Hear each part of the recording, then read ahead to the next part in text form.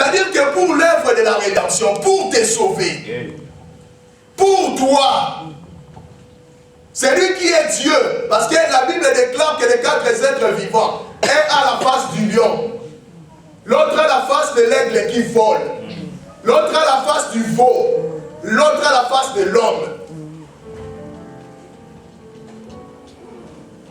C'est-à-dire pour te sauver. Jésus a pris la forme du lion. Et la Bible dit que voici l'agneau de Dieu. Et la Bible déclare que voici le lion de la tribu de Juda qui a vaincu. Amen. Pour ouvrir le livre et les 7 sceaux. Donc c'est lui qui a combattu. Amen. Parce que l'agneau ne combat pas. À la croix, il était en même temps le lion et l'agneau.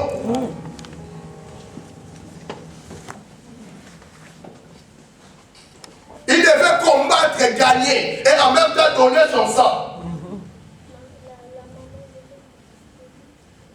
Celui qui combat, c'est le lion.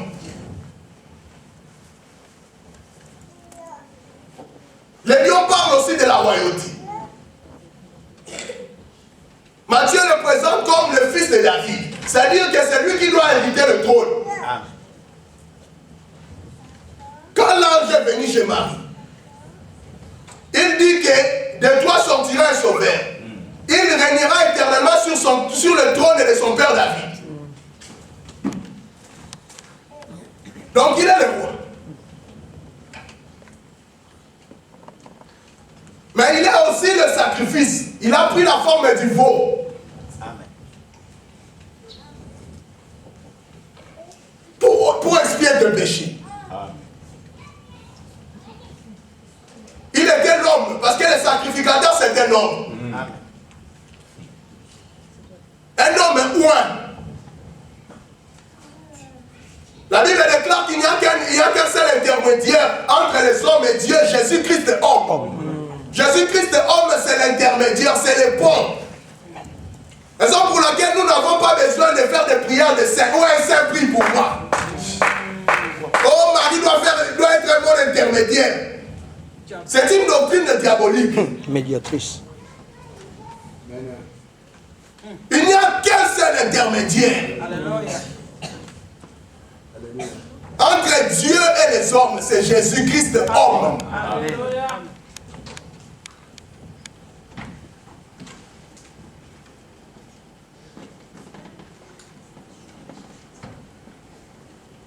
Il avait aussi la forme de l'aigle. L'aigle, c'est le prophète. Et le bien-aimé Jean dit que au commencement était la parole. C'est ça l'esprit de la prophétie. Jean le présente comme étant le prophète. Matthieu le présente comme le lion. Marc le présente comme le veau. Et Luc le présente comme l'homme.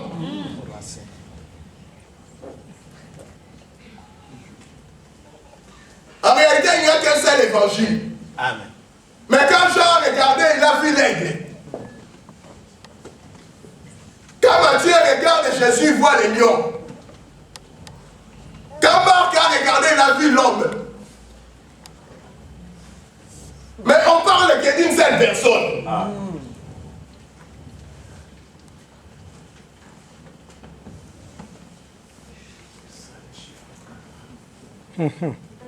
Le chiffre 4, c'est-à-dire quand Dieu se manifeste dans le chiffre 4, c'est le tout de Dieu. Amen. C'est ça le mystère des 4 lépreux. Un jour, il y avait tellement la famine en Israël. Les gens se mangeaient entre eux. Ça s'est passé naturellement comme ça. Il y avait 4 lépreux. Parce qu'ils étaient hors du camp. Parce qu'on mettrait les lépreux hors du camp pour ne pas contaminer le peuple. Les 4 lépreux avaient faim. Tellement faim. Il dit que non. Alors de ce côté-là, pas à Samarie, chez les Syriens, ils allaient, les 4 lépreux, pour chercher la nourriture. Mais quand les 4 lépreux marchaient, la Bible déclare qu'ils ont entendu les cris des chars de guerre. Alléluia. Les Syriens ont toute une armée ont abandonné les armes. La nourriture. C'est les 4 lépreux qui ont mangé la nourriture. C'est les 4 lépreux qui ont pris la nourriture pour faire nourrir Samarie. C'est-à-dire la délivrance vient des 4 lépreux. Parce que c'est lui qui nous a sauvés, c'est un lépreux.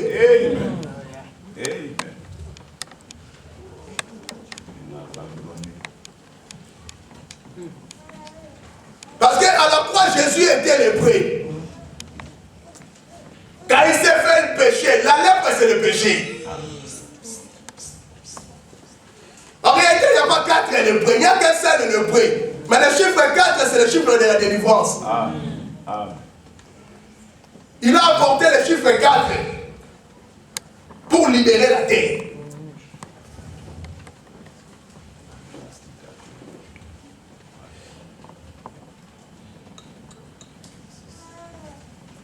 Mais ce qui m'étonne,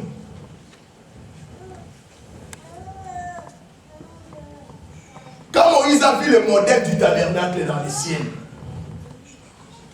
parce que quand Dieu a montré la vision à Moïse, il a dit que construit selon le modèle que Dieu a vu sur la montagne. Amen. Ah, c'est-à-dire que le vrai modèle était resté sur la montagne. Moïse a apporté sur la terre la photocopie. C'est comme si je suis avec le frère Julien. Moi je pars à Kinshasa, sa famille nous dit, mais dis quoi? Apporte-moi une image de Julien. On veut savoir s'il est en bonne santé. Je vais prendre la photo avec le frère Julien. Je ramène sa photo là, la famille à Kinshasa. Quand ils regardent la photo, ils ont une image de Julien. Mais la photo, ce n'est pas Julien. Amen. Quand tu touches la photo, tu n'as pas touché Julien.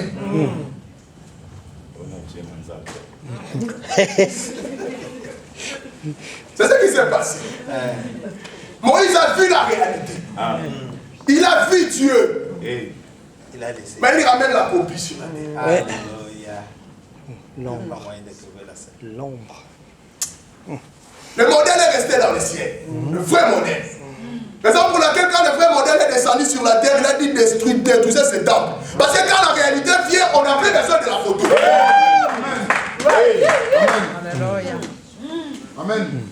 Il voulait dire que ce que Moïse a apporté, c'était qu'une photo. Yeah. Vous n'avez plus besoin de ça. L'ombre des choses à venir. Mais voici. Moïse m'a vu, il a apporté ma photo.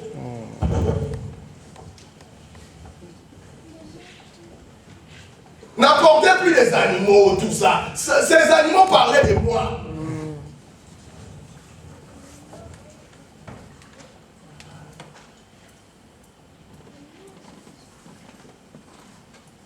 Bien aimé, il y a un verset. Genèse chapitre 3. Les versets 21 à 24.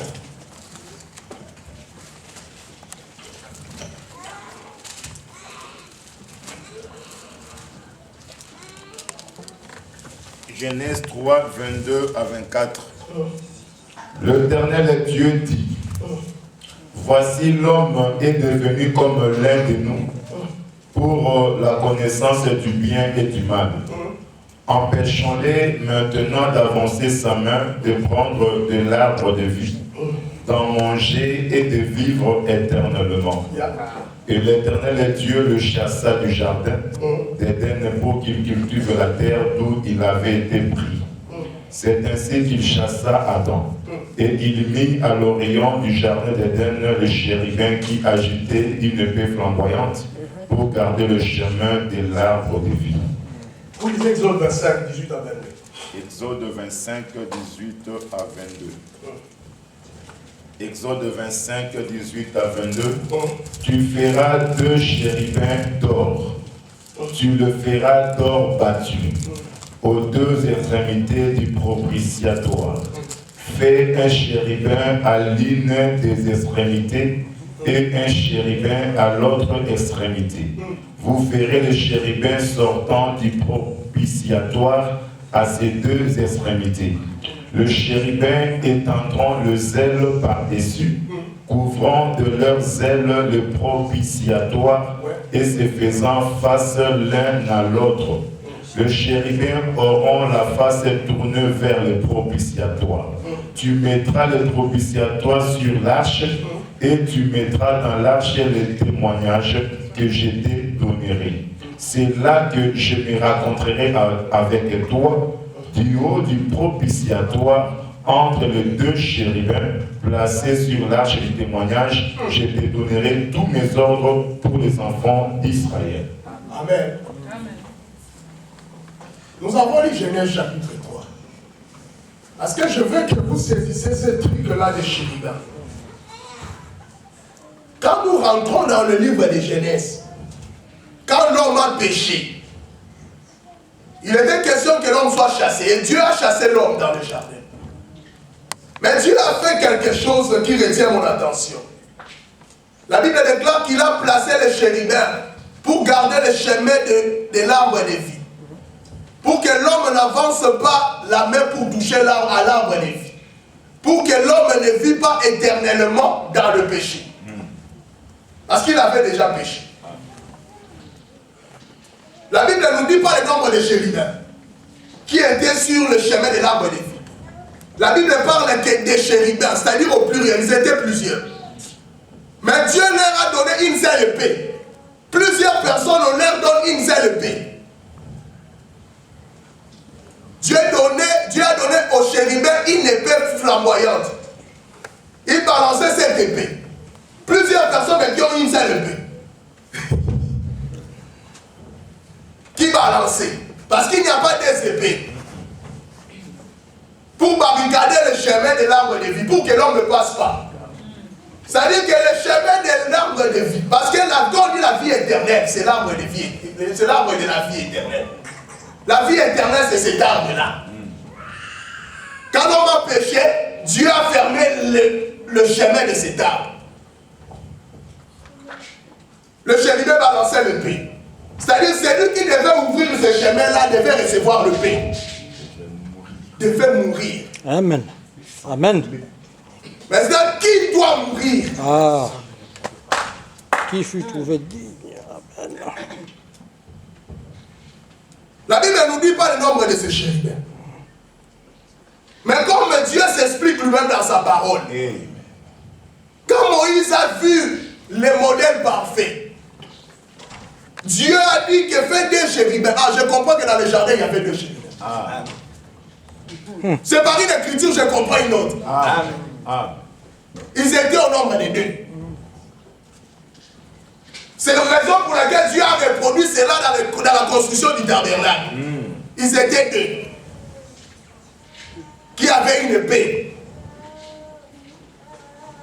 Mais c'est la chose qui me trouble encore davantage. Quand nous avons lu Apocalypse, quand nous lisons Ézéchiel chapitre 1, quand la Bible parle du trône de Dieu, il y a 4 chérubins. Mais pourquoi dans les tabernacles il y a eu 2? Où sont partis les 2 autres?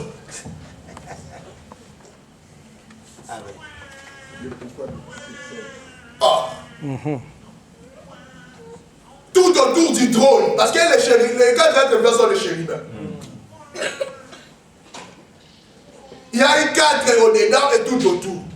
Mais quand on fait la construction du tabernacle, parce que le frère vient de lire, le propitiatoire c'était le trône de Dieu. Amen.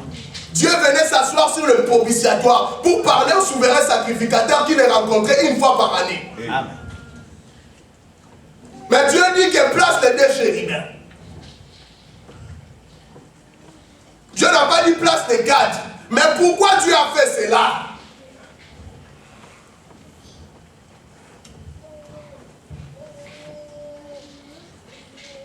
C'est ça la divinité de Jésus. Amen. Amen.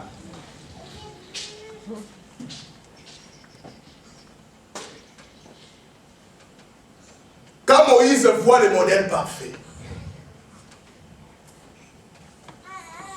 il a vu le vrai souverain sacrificateur Melchisédek. Il a fait sa représentation sur la terre par Aaron. Parce que Aaron c'est la copie de Melchisédek.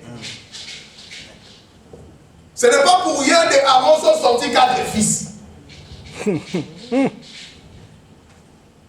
Mais celui qui vient nous expliquer la chose de façon claire et nette, c'est le souverain sacrificateur Élie.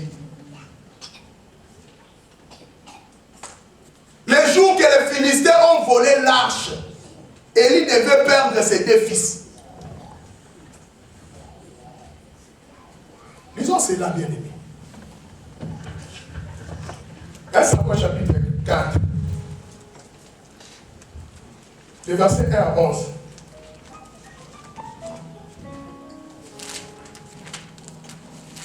Samuel 4. 1 à 11. 1 Samuel 4, 1 à 11, nous lisons au nom de Jésus-Christ. La parole de Samuel s'adressait à tout Israël. Israël est sorti à la rencontre des Philistins pour combattre. Ils y campèrent près de Ben-Ezer et le Philistin campait à Aphek.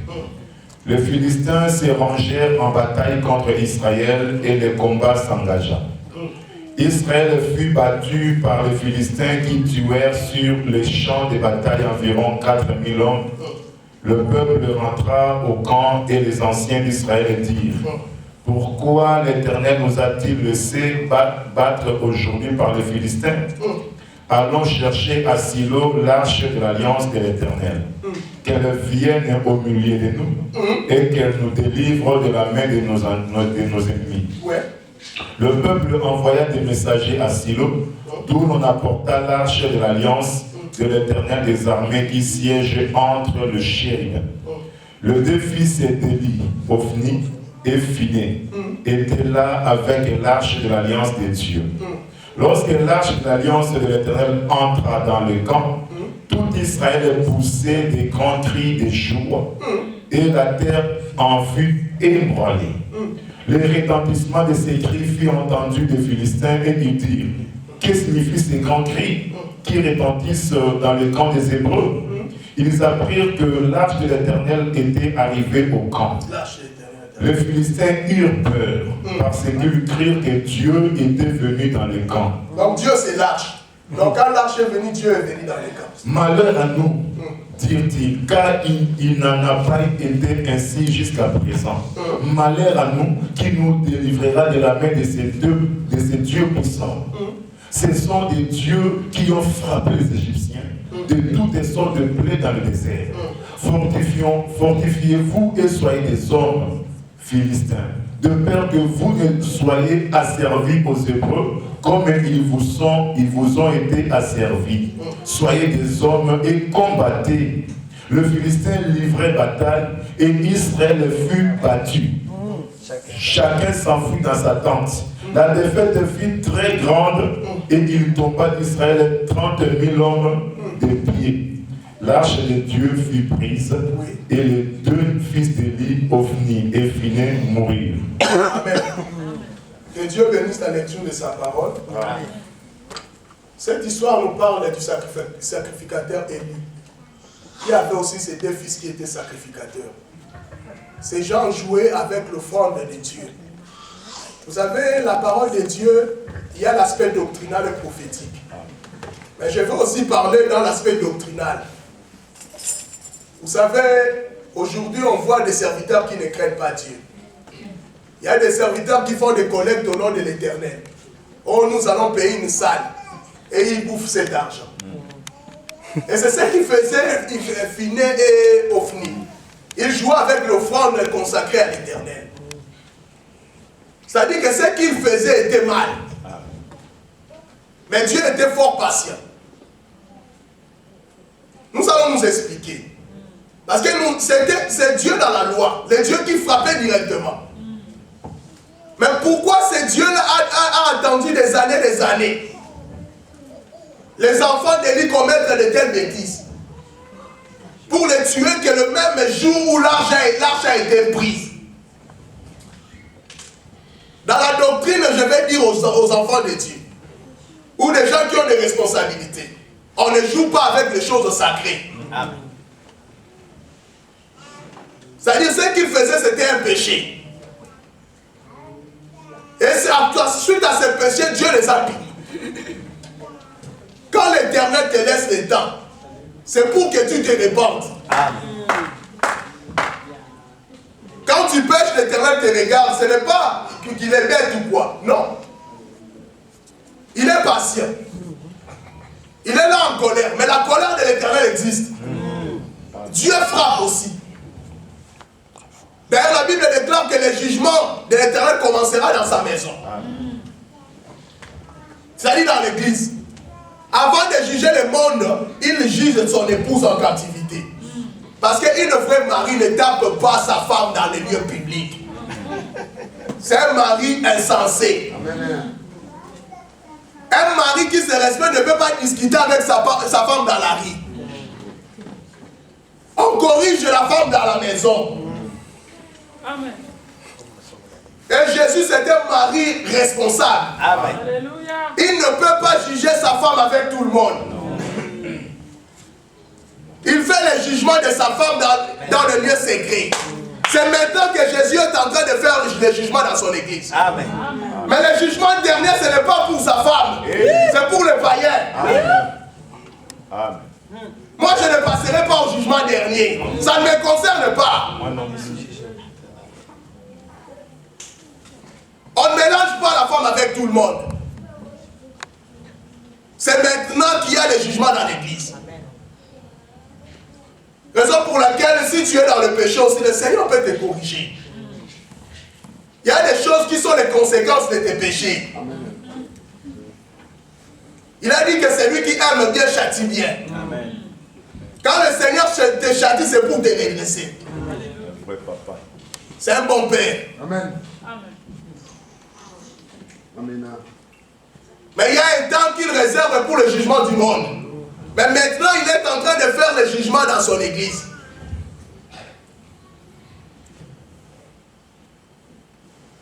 Et ces deux fils d'Élie jouent avec les offrandes. Mais le Seigneur avait un jour qu'il devait châtier les deux fils d'Élie. Quand nous parlons cela dans la prophétie, il y a eu une bataille entre le Philistin et Israël. Israël a connu une lourde défaite. Israël a dit non, consultons les anciens. Ils ont dit non, si nous avons perdu cette bataille, c'est parce que l'arche de l'Éternel n'était pas là. Parce que toutes ces choses-là étaient la conséquence des péchés des fils d'Élie. Parce que Dieu avait parlé à Élie déjà, pour les fautes de ses fils. Israël a connu une défaite. Raison pour laquelle, quand tu commets quand quelque chose t'arrive, le bien-aimé, le docteur Marlin aussi nous a exhorté là-dessus. La Bible déclare que Dieu a tout fait pour un but, même les méchants pour le jour du malheur. Il y a des choses qui t'arrivent, peut-être c'est les conséquences de tes péchés. Là, réponds-toi, corrige ta conduite avec Dieu. Tout va marcher. Il y a certains qui souffrent. Ces gens passent par l'école de Dieu.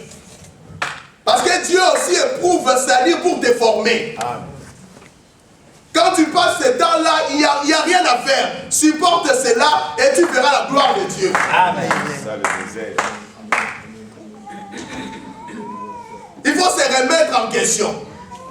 Qu'est-ce que je suis en train de vivre? Est-ce que ce sont mes péchés?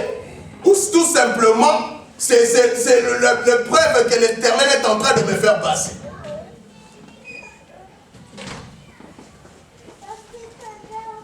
Amen. Amen. Il y a eu un combat terrible. Les enfants d'Israël ont perdu ce combat. Le problème, c'était les sacerdotes n'étaient pas respectés. Ils croyaient que non, c'est parce que l'arche n'était pas là. Comme nous disons toujours, Dieu est dans sa parole. Amen. Pour que le feu descende, il faut que chaque chose soit à sa place. C'est ce que le bien-aimé Élie a fait, les Tishibites. Le prophète et Baal ont prié. Parce qu'ils ont utilisé le même sacrifice. Élie a dit, nous allons prendre 7 taureaux. Et Élie et le prophète de Baal ont pris 7 taureaux. Mais le prophète de Baal n'avait pas la révélation de l'autel. Très important. Amen. Élie a mis chaque chose à sa place. Quand Dieu a regardé, Dieu a vu que chaque chose était à sa place. Et il a dit que, oh Éternel mon Dieu, qu'on connaisse que c'est toi celle qui est Dieu. Et que moi je suis ton serviteur. Et je fais tout selon ta parole. Ton modèle. Amen. Quand l'Éternel a vu réellement sa parole était respectée, il devait le savoir. C'est ça la vie. Il n'a pas invoqué le feu. Ne prends pas Dieu pour un menteur. C'est toi qui ne veux pas te conformer. Dieu, tu m'as déçu. Ils ont cru que c'était l'absence de l'arche qui a fait qu'ils perdent ce combat. Ils ont pris cette arche. Et qu'est-ce quand l'arche est venue? Et Israël a poussé des cris. Que Dieu est au milieu de nous.